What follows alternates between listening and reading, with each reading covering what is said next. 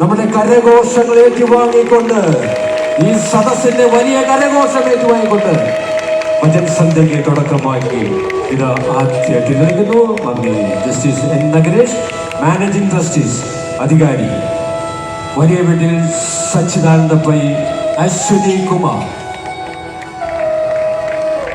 അതിനു മുൻപായി ശ്രീ ചന്ദൻ ഷേണായിയുടെ പുത്രൻ, സ്പോൺസർ ചന്ദൻ ഷേണായിയുടെ പുത്രൻ സൂര്യനാരായൺ ഷേണായി തിരിച്ചു.